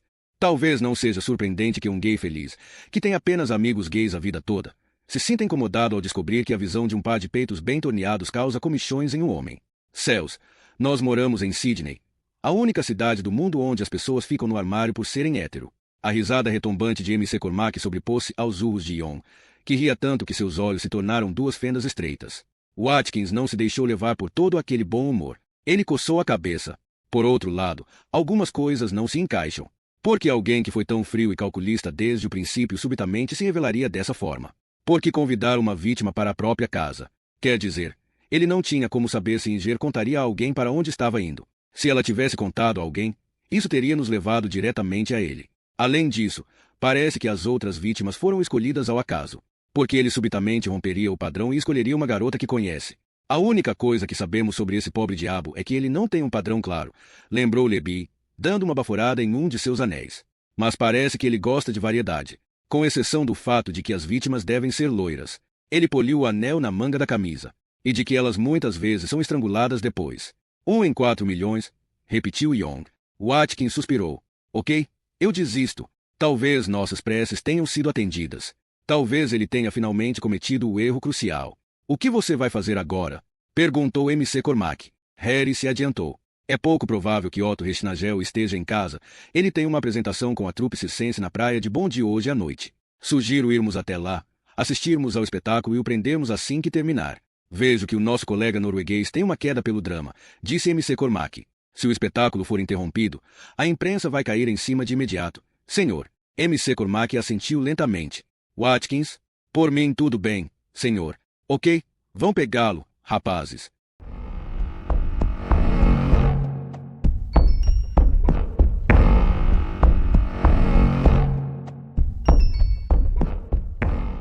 Capítulo 26. Outro paciente.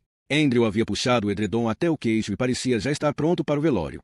O inchaço na lateral do rosto tinha adquirido uma paleta de cores interessante, e, quando ele tentou sorrir para Harry, seu rosto se contorceu de dor. Caramba, sorrir dói tanto assim? Perguntou Harry. Tudo dói. Pensar dói. Havia um buquê de flores na mesa de cabeceira. De um admirador secreto, se você quiser chamar assim. O nome dele é Otto. Amanhã Tovomba vai passar por aqui, e hoje você veio. É bom se sentir amado. Eu também trouxe um presente. Você só terá que fumar quando ninguém estiver olhando. Harry estendeu a Andrew um charuto longo e escuro. Ah, um maduro. É claro. Do meu querido rúbio norueguês. Andrew se permitiu uma risada cautelosa. Há quanto tempo eu conheço você, Andrew? Andrew afagou o charuto como se fosse um gatinho. Já deve fazer uma semana, meu amigo. Logo seremos como irmãos. E quanto tempo leva para se conhecer alguém de verdade? Bem, Harry, nem sempre precisamos de muito tempo para conhecer as trilhas de uma floresta enorme e escura. Algumas pessoas têm caminhos retos, postes de luz e placas. Elas parecem contar tudo a você. Mas é por isso que devemos tomar cuidado para não achar que é fácil conhecer os outros. Porque não encontramos os animais selvagens em estradas iluminadas, eles estão nos arbustos e no meio do mato. E quanto tempo se leva para conhecer esses caminhos? Depende da pessoa. E da floresta. Certas florestas são mais escuras que outras. E como é a sua floresta? Andrew guardou o charuto na gaveta da mesa de cabeceira. Escura. Como um charuto maduro. Ele olhou para Harry. Mas é claro que você já descobriu isso. Conversei com um amigo seu que esclareceu alguns detalhes sobre quem é Andrew Kensington. Sim. Bem, então você sabe do que estou falando. Sobre não se deixar iludir pelos caminhos iluminados. Mas você também tem os seus trechos obscuros. Então não preciso dizer mais nada. Como assim? Digamos apenas que reconheço um homem que abriu mão de certas coisas. Como a bebida, por exemplo. Acho que todo mundo reconhece, murmurou Harry. Tudo o que a gente faz deixa rastros, não é mesmo? Nosso passado fica estampado em nossa cara para aqueles que conseguem ver. E você consegue ver? Andrew colocou a mão gigante no ombro do colega. Ele havia se animado bem rápido, pensou Harry. Eu gosto de você, Harry. Você é meu chapa. Acho que você entende como as coisas são. Então não procure no lugar errado. Sou apenas uma entre os muitos milhões de almas solitárias que tentam viver na face da terra. Tento seguir em frente sem cometer muitos erros. De vez em quando eu até me supero e consigo fazer alguma coisa boa. E é só. Não sou importante, Harry. Saber mais a meu respeito não levará a lugar algum. Droga, nem eu tenho muito interesse em descobrir coisas sobre minha história. Por que não? Por quê?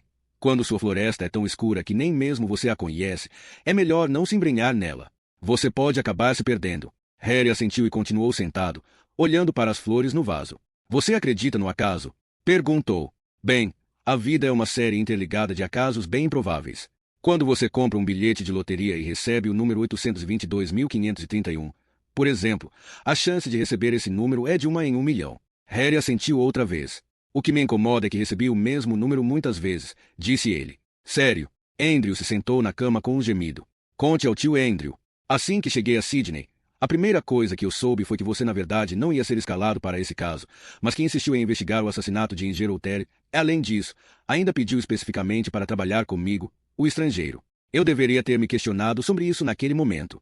Depois, você me apresenta um dos seus amigos sob o pretexto de assistirmos a uma apresentação de circo meia-boca para passar o tempo. Dos 4 milhões de habitantes de Sydney, conheço justamente esse cara na primeira noite. Um cara. 1 em 4 milhões. O mesmo cara aparece de novo, por sinal. E nós até fazemos uma aposta muito íntima de $100, mas o importante é que ele aparece no bar onde Engerouté trabalhava e deixa escapar que a conhecia. 1 em 4 milhões outra vez. E, enquanto tentamos fechar o cerco contra um provável assassino, Evans White, para ser preciso, você subitamente desencava um contato que viu White, uma pessoa entre os 18 milhões de habitantes desse continente, um contato que por acaso estava justamente em Nimbin na noite do assassinato. Andrew parecia estar em um profundo devaneio. Harry prosseguiu. Então, é claro, é natural que você me dê o endereço do bar que a gangue de White por acaso frequenta, de modo que, sob pressão, eles confirmem a história em que todo mundo quer que eu acredite, que White não está envolvido. 2 enfermeiras haviam entrado, e uma delas apoiou as mãos na grade ao pé da cama. A outra disse em tom simpático mas firme: lamento dizer que o horário de visita acabou. O Sr. Kensington precisa fazer um eletroencefalograma, e os médicos estão aguardando. Harry aproximou a boca do ouvido de Andrew. Na melhor das hipóteses, eu sou um homem de inteligência mediana, Andrew. Mas sei que há algo que você está tentando me dizer. Só não sei por que não pode fazer isso às claras. Ou porque precisa de mim. Alguém tem algo contra você, Andrew? Harry insistia em permanecer ao lado da cama enquanto as enfermeiras a passavam pela porta e seguiam pelo corredor. Andrew havia enterrado a cabeça no travesseiro e fechado os olhos. Harry, você disse que brancos e aborígenes têm mais ou menos a mesma história sobre as primeiras pessoas que viveram neste mundo porque acabamos chegando às mesmas conclusões sobre coisas que são desconhecidas para nós, pois temos alguns processos mentais inatos. Por um lado, isso é provavelmente a coisa mais idiota que já ouvi, mas, por outro, espero que você esteja certo. E, nesse caso, é apenas uma questão de fechar os olhos e ver. Andrew, sibilou Harry em seu ouvido. Eles pararam em frente a um elevador, e uma das enfermeiras segurou a porta. Não brinque comigo, Andrew. Está me ouvindo? É Otto. Otto é Burbur. Andrew abriu os olhos. Como? Vamos prendê-lo esta noite, depois do espetáculo. Não. Andrew tentou se sentar na cama, mas uma enfermeira forçou a se deitar novamente com um gesto delicado mas firme. O médico disse que deve ficar deitado, Sr. Kensington. Lembre-se, o senhor teve uma concussão grave. A mulher se voltou para Harry. O senhor não pode passar daqui. Andrew esforçou-se para se levantar outra vez. Ainda não, Harry. Preciso de mais 2 dias. Ainda não. Prometa que vai esperar 2 dias. Vá para o inferno, enfermeira. Ele afastou a mão que tentava segurá-lo na cama. Harry estava atrás da cabeceira, as mãos segurando a grade da cama. Por enquanto, ninguém mais sabe que Otto conhece, mas é claro que é apenas uma questão de tempo antes que descubram. Sussurrou ele febril, quase cuspindo as palavras. E as pessoas vão se perguntar qual é o seu papel nisso tudo, Andrew. Não posso adiar a prisão sem um maldito motivo, e dos bons. Andrew agarrou o colarinho da camisa de Harry. Olhe com mais atenção, Harry. Use os seus olhos. Veja. Começou ele, mas desistiu e voltou a afundar no travesseiro. Veja o quê? Insistiu Harry, mas Andrew tinha fechado os olhos e acenava para que ele parasse. Andrew parecia tão velho e tão pequeno de repente, pensou Harry. Velho, pequeno e negro, em uma grande cama branca. Uma enfermeira afastou-o bruscamente, e a última coisa que Harry viu antes de as portas do elevador se fecharem foi a mão de Andrew, grande, negra, ainda gesticulando.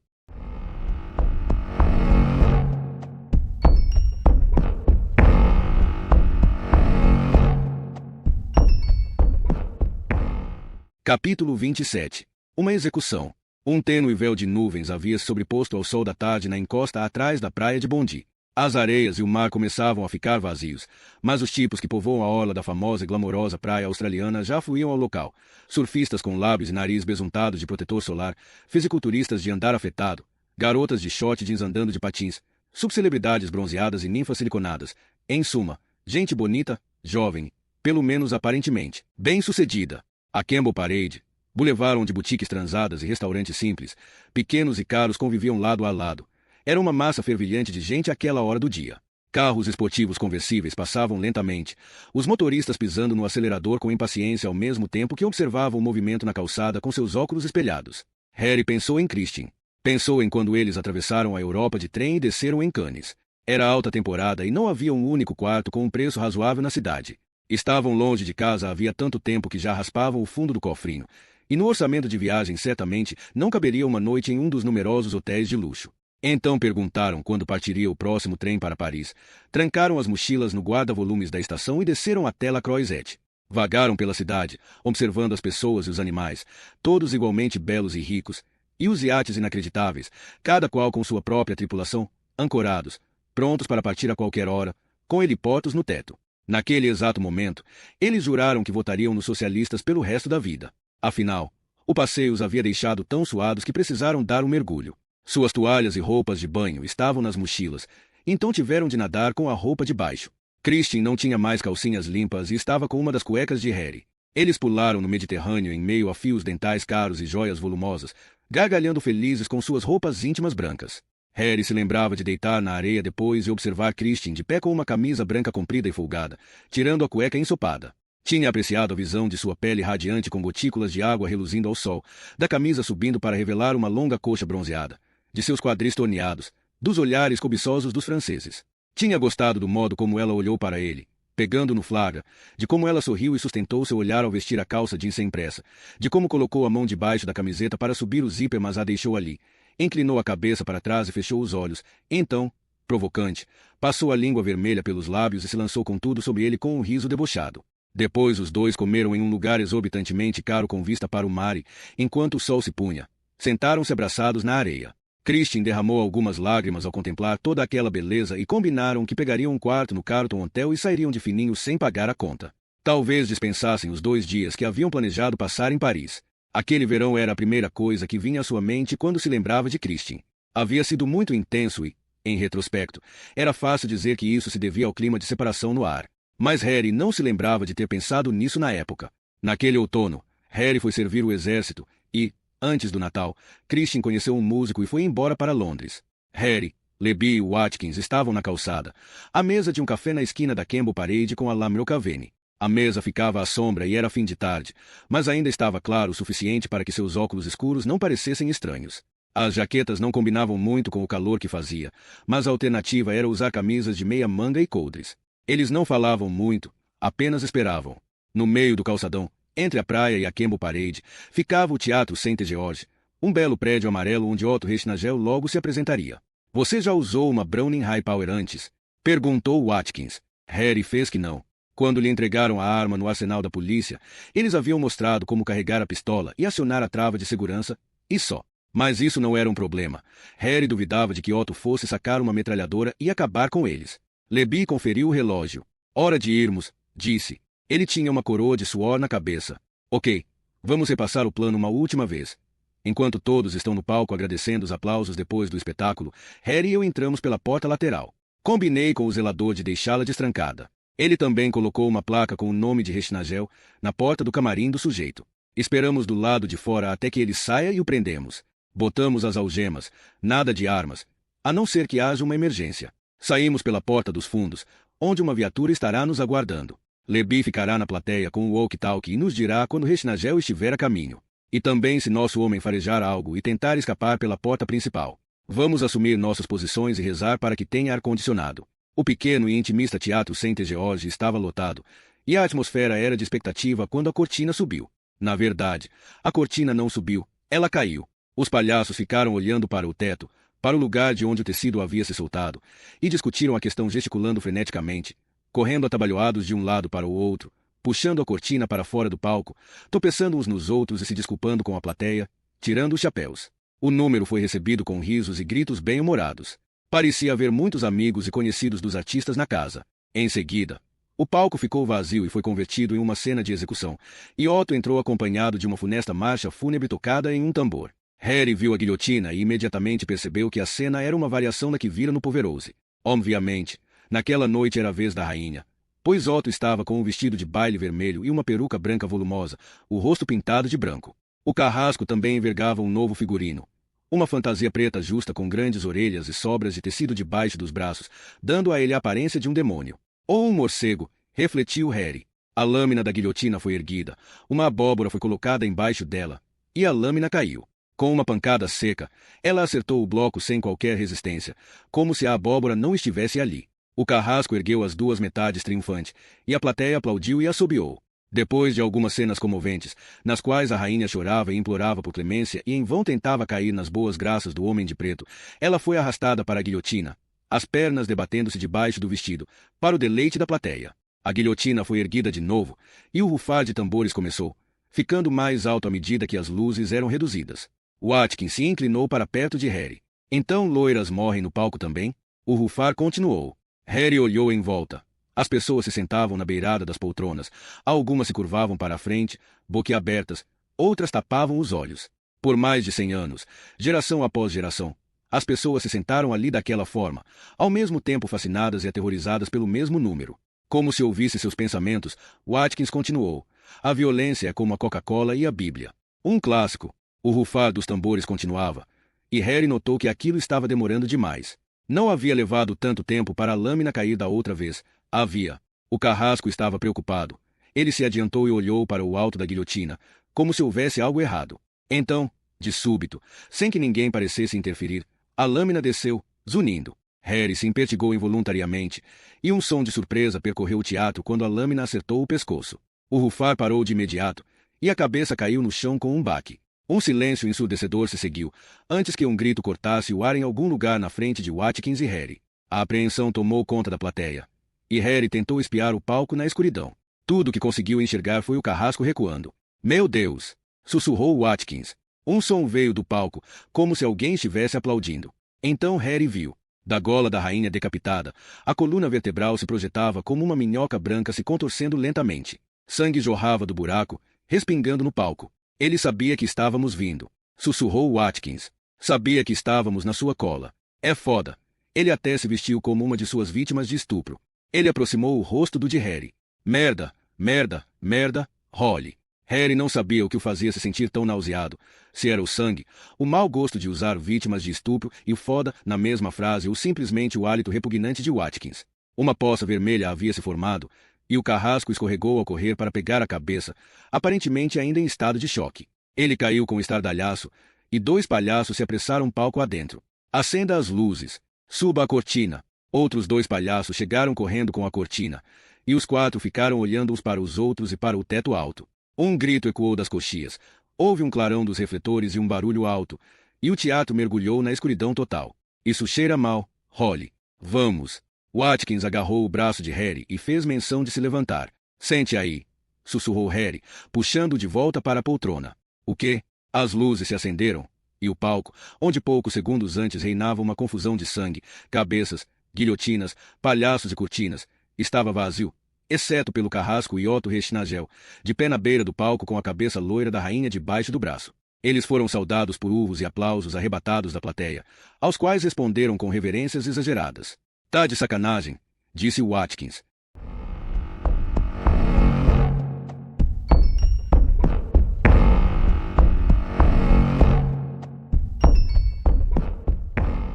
Capítulo 28. O caçador. No intervalo, Watkins se permitiu beber uma cerveja. Aquele número quase me matou. Ainda estou tremendo. Porra. Talvez devêssemos pegar o filho da mãe agora. Essa espera está me deixando nervoso. Harry deu de ombros. Por quê? Ele não vai a lugar algum e não suspeita de nada. Vamos seguir o plano. Watkins apertou discretamente o botão do walkie-talkie para confirmar se Lebi estava na escuta. Por precaução, Lebi tinha ficado na plateia. A viatura já estava posicionada na porta dos fundos. Harry precisava admitir que o número da guilhotina havia sido impressionante, mas ainda se perguntava por que Otto havia trocado Luís XVI pela loira que ninguém reconheceria. Talvez achasse que ele usaria os ingressos grátis e estaria presente. Seria essa uma forma de debochar da polícia? Harry sabia que era comum serial killers se sentirem cada vez mais confiantes à medida que o tempo passava e eles não eram pegos. Ou será que aquilo era um pedido a alguém para que o detivesse? E, é claro, havia uma terceira possibilidade. A trupe simplesmente havia modificado o número. Uma campainha soou. Lá vamos nós, disse Watkins. Espero que mais ninguém seja morto esta noite. No meio do segundo ato, Otto apareceu vestido de caçador e caminhou na ponta dos pés com uma pistola em punho enquanto espreitava o alto das árvores colocadas no palco em uma plataforma sobre rodas. Das folhagens veio o canto de um pássaro, que Otto tentou imitar ao mirar nos galhos. O estampido de uma arma foi ouvido. Uma pequena lufada de fumaça subiu e algo preto caiu no palco com um baque. O caçador se adiantou e, para sua surpresa, pegou um gato preto. Otto fez uma mesura e deixou o palco sob aplausos dispersos. Não entendi essa, sussurrou Watkins. Harry poderia ter gostado do espetáculo se não estivesse tão tenso. Do jeito que estava, olhava mais para o relógio do que para o palco. Além disso, muitos esquetes continham sátiras políticas locais que lhe passavam batidas, mas a plateia se divertia muito.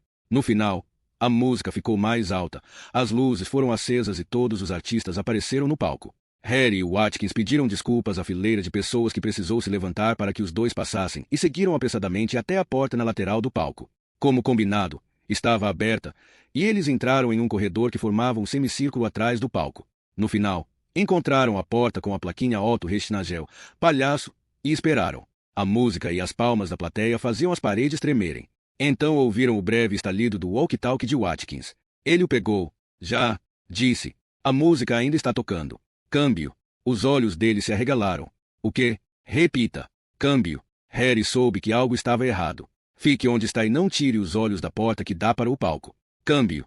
Watkins colocou o walkie-talkie de volta no bolso interno da jaqueta e sacou a arma do coldre de ombro. Lebi não está vendo Restnagel no palco. Talvez ele não o reconheça. Eles usam bastante maquiagem quando o filho da mãe não está no palco, repetiu Watkins, girando a maçaneta da porta do camarim, mas estava trancada. Merda, Holly. Posso sentir que isso não é bom. Porra!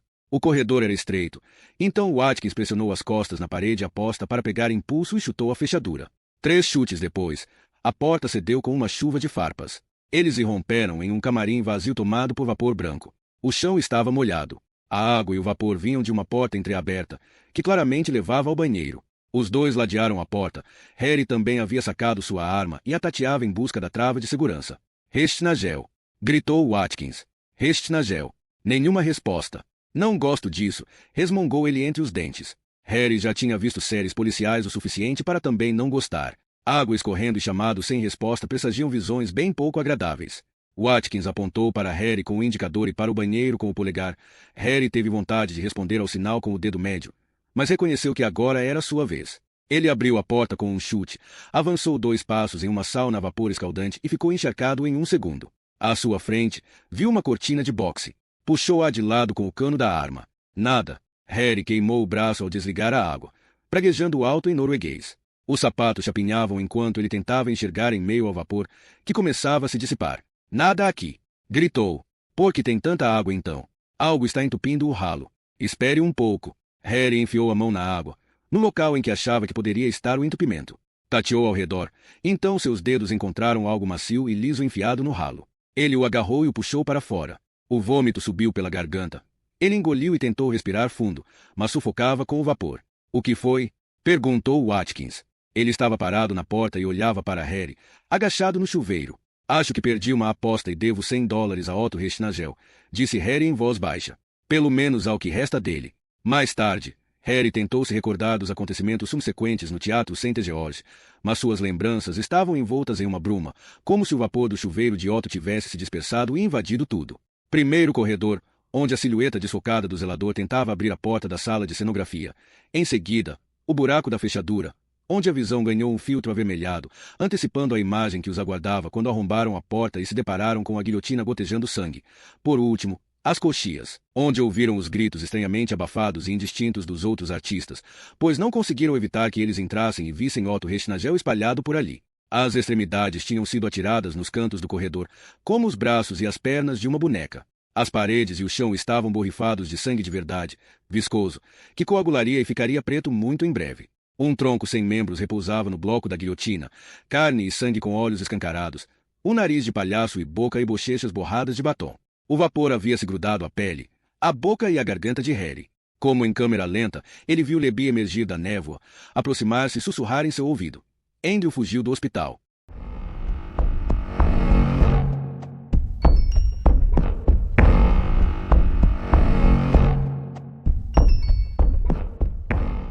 Capítulo 29. Birgitta se despe. Alguém devia ter lubrificado o ventilador, que girava de modo indiferente, sem um som sequer. A única pessoa que os policiais na viatura viram sair pela porta dos fundos foi o tal carrasco de preto, certo. MC Cormac havia convocado todos à sua sala. Watkins assentiu. Sim, senhor. Precisamos esperar para saber o que os artistas e funcionários viram. Eles estão sendo interrogados agora. Ou o assassino estava no teatro e entrou pela porta que leva ao palco, que estava destrancada, ou entrou pela porta dos fundos antes que a viatura chegasse. Ele suspirou. O zelador disse que a porta dos fundos ficou trancada durante a apresentação, então, ou o assassino tinha uma cópia da chave, ou alguém deixou que ele entrasse, ou ele entrou sem ninguém perceber com os artistas, se escondeu em algum lugar e bateu a porta do camarim depois do número do gato, enquanto Otto se aprontava para o encerramento. Provavelmente o drogou no camarim ou depois, na sala de cenografia, já que os rapazes da perícia encontraram vestígios de éter etílico. Vamos torcer para que tenha feito isso, pelo menos. Enfim, o cara é um filho da mãe cruel. Depois de retalhar o sujeito, ele pegou o órgão sexual decepado, voltou ao camarim e ligou a água para que, se alguém o procurasse, ouvisse a água e pensasse que Otto estava tomando banho. MC Cormac pigarreou. E quanto a essa tal guilhotina? Há formas mais fáceis de matar um homem. Bem, senhor, eu diria que a guilhotina foi algo não premeditado. Ele não teria como saber que seria levado à sala de cenografia no intervalo. Um homem muito, muito doente, concluiu Lebi para suas unhas. E quanto às portas? Estavam trancadas? Não estavam. Como ele entrou na sala de cenografia? Falei com o zelador, disse Harry. Como líder da companhia, Otto tinha um molho de chaves no camarim. Elas desapareceram. E quanto a essa, fantasia de demônio, estava na caixa ao lado da guilhotina, com a cabeça cenográfica e a peruca. Senhor, o assassino a vestiu depois do crime e a usou como disfarce. É muito pouco provável que isso tenha sido planejado. MC Cormac apoiou a cabeça nas mãos. Como assim? Young estava diante do computador. Vamos esquecer o demônio de roupas pretas por enquanto, disse.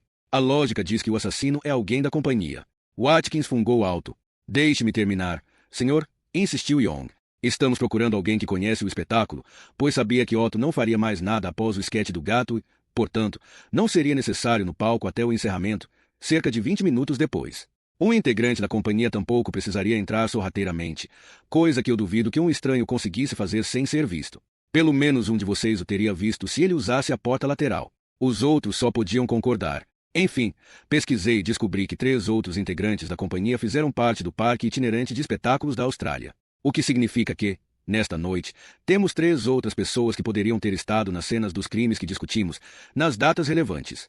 E se Otto fosse apenas um inocente que sabia demais? Vamos começar a procurar onde temos chance de encontrar alguma coisa. Sugiro começarmos com a companhia, e não com o fantasma da ópera que provavelmente já sumiu no mundo a essa altura. Watkins discordou. Não podemos ignorar o óbvio. Uma pessoa de identidade desconhecida que deixa a cena de um crime com uma fantasia que estava guardada ao lado da arma. É impossível que ele não tenha nada a ver com o assassinato. Harry concordava. Acho que podemos esquecer os outros artistas da companhia. Em primeiro lugar, nada mudou o fato de que Otto pode ter estuprado e matado todas as jovens. Pode haver uma infinidade de motivos para alguém querer matar um serial killer. O sujeito pode estar envolvido de alguma forma. Por exemplo, talvez o assassino soubesse que Otto ia ser preso e não quis correr o risco de uma confissão e de ser arrastado junto. Segundo, não temos certeza de que o assassino sabia previamente quanto tempo tinha para cometer o crime. Ele pode ter forçado Otto a contar a ele quando voltaria ao palco. E terceiro, ouçam seus instintos. Ele fechou os olhos. Vocês conseguem sentir? Não conseguem? O sujeito com a fantasia de morcego é o nosso homem. Naradar. O quê? Perguntou Watkins. MC Cormac riu. Parece que nosso amigo norueguês ocupou o espaço deixado pelo nosso caro detetive Kensington. Naradar, repetiu Young. O símbolo aborígene da morte, o morcego. Outra coisa me preocupa, prosseguiu MC Cormac.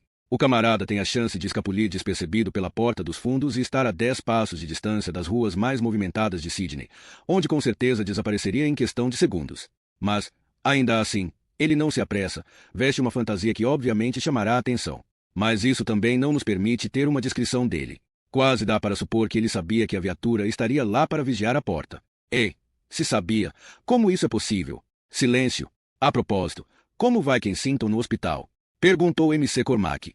Em seguida, pegou uma bala e a levou à boca. A sala ficou em silêncio. O ventilador soprava sem qualquer ruído. Ele não está mais lá, disse Lebi após um longo tempo. Caramba, mas que recuperação rápida! Exclamou MC Cormac. Bem, não importa. Agora precisamos de todas as unidades disponíveis o mais rápido possível, porque de uma coisa eu tenho certeza. Palhaços cortados em pedacinhos rendem manchetes mais chamativas que jovens estupradas.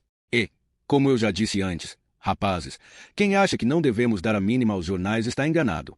Jornais já demitiram e já nomearam chefes de polícia neste país. Então, a não ser que queiram me ver sendo atirado porta afora, vocês sabem o que precisa ser feito. Mas vão para casa e durmam antes. Sim, Harry? Nada, senhor. Ok. Boa noite. As coisas eram diferentes. As cortinas não estavam fechadas e, ao brilho das luzes de neon de King's Cross, Birgitta se despia diante dele. Harry continuava deitado enquanto ela permanecia de pé no meio do quarto, tirando peça por peça, sustentando seu olhar com uma expressão séria, quase angustiada. Esguia e com pernas compridas, Birgitta se revelava branca como a neve à luz tênue. Pela janela entreaberta era possível ouvir os sons de uma vida noturna intensa, carros, motos, máquinas de videopôquer tocando música de realejo e uma batida disco pulsante. E além de tudo isso, como grilos humanos, o som de conversas em voz alta, gritos indignados e risos escandalosos. Birgitta desabotoou a blusa. Não se demorava de forma consciente ou sensual. Só estava indo devagar. Apenas se despia. Para mim, pensou Harry. Já a vira nua antes, mas naquela noite era diferente. Estava tão linda que Harry sentiu um nó na garganta. Antes, não havia entendido seu acanhamento. Por que não tirava a camiseta e a calcinha antes de estar debaixo do cobertor e por que se cobria com uma toalha quando ia da cama para o banheiro? Mas, aos poucos, ele percebeu que não se tratava de pudor ou vergonha do próprio corpo, mas de revelar a si mesma. Tratava-se de primeiro ganhar tempo e fortalecer sentimentos, montar um pequeno ninho de segurança. Era a única forma de ela lhe dar esse direito. Por isso, as coisas eram diferentes naquela noite. Havia algo ritualístico no ato de se despir, como se, com sua nudez, ela quisesse mostrar a ele o quanto era vulnerável. Como se quisesse mostrar que ousava exibir seu corpo porque confiava nele. O coração de Harry batia forte, em parte porque se sentia orgulhoso de receber uma prova de confiança daquela mulher corajosa e linda, em parte porque estava apavorado de talvez não ser digno dela. Mas, acima de tudo, porque percebia que seus sentimentos e seus pensamentos estavam completamente expostos, vistos por todos sob a luz do letreiro de neon, vermelha e azul e verde. Ao se despir, ela também o despia. Quando finalmente ficou nua, ela permaneceu imóvel, e toda a sua pele branca pareceu iluminar o quarto. Vem, disse ele com uma voz mais embargada do que pretendia, e puxou o lençol, mas ela não saiu do lugar. Olhe, sussurrou ela. Olhe.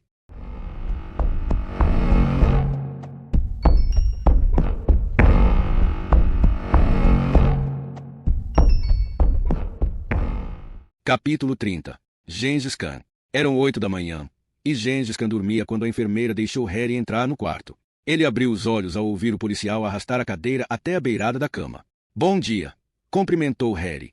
Espero que tenha dormido bem. Você se lembra de mim? O cara que foi parar em cima da mesa, com dificuldade para respirar. Gengis Khan gemeu. Ele tinha uma grande atadura branca na cabeça e parecia bem menos perigoso do que quando foi para cima de Harry no cricket. Harry tirou uma bola de cricket do bolso. Acabei de falar com o seu advogado. Ele disse que você não vai prestar queixa contra o meu colega. Harry jogou a bola da mão direita para a esquerda. Levando em consideração que você estava prestes a me matar, eu ficaria muito chateado se o cara que salvou a minha pele fosse denunciado. Mas esse seu advogado acredita de verdade que você foi a vítima. Em primeiro lugar, ele diz que você não me agrediu, que apenas me afastou do seu amigo, em quem eu estava prestes a infligir sérios ferimentos. Em segundo lugar, ele afirma que foi por pura sorte que você escapou apenas com um traumatismo craniano, que poderia ter morrido por causa dessa bola de cricket. Ele jogou a bola para cima e a pegou em frente ao rosto pálido de Gengis Khan. E quer saber de uma coisa? Eu concordo. Uma bola atirada direto no rosto a uma distância de 4 metros. Você só sobreviveu por um milagre. Seu advogado me ligou hoje no trabalho querendo saber exatamente o que aconteceu. Ele acredita que você pode conseguir pelo menos uma indenização se tiver sequelas de longo prazo. Seu advogado pertence àquela raça de abutres que sugam um terço de tudo que você recebe, mas ele provavelmente disse isso a você. Não disse. Perguntei a ele porque não conseguiu convencê-lo a seguir adiante com o processo. Ele acredita que é uma questão de tempo. Então, agora, eu fiquei na dúvida. É mesmo apenas uma questão de tempo, Gengis? Gengis fez que não? Temeroso. Não. Por favor, vá embora. Pediu em um leve gorgolejar. Mas por que não? O que você tem a perder? Se ficar incapacitado, pode ganhar uma grana preta em um caso como esse. Lembre-se, você não estaria processando uma pobre pessoa física, estaria processando o Estado. Vi que você meio que conseguiu se manter livre de problemas com a lei. Então, quem sabe, um júri pode dar razão a você e transformá-lo em um milionário. E você não quer nem tentar? Gengis não respondeu, apenas fitou Harry com seus olhos tristes, caídos, debaixo da atadura branca. Estou farto desse hospital, Gengis, então serei breve. Sua agressão me rendeu 2 costelas quebradas e um pulmão perfurado. Como eu não estava de uniforme, não mostrei meu distintivo, não estava em serviço, e a Austrália está fora da minha jurisdição, as autoridades declararam que, do ponto de vista legal, eu agi como pessoa física, e não como servidor público. Em outras palavras, posso decidir se processo você por agressão ou não, o que nos leva de volta à sua ficha mais ou menos limpa. Bom, temos uma condicional por lesão corporal grave, não é verdade? Acrescente 6 meses a isso, e temos quase um ano. Um ano. Ou você pode me dizer... Harry se aproximou do ouvido de Gengis Khan, que se projetava da cabeça enfaixada como um cogumelo rosa, e gritou. O que diabos está acontecendo? Ele se sentou pesadamente na cadeira. Então, o que me diz?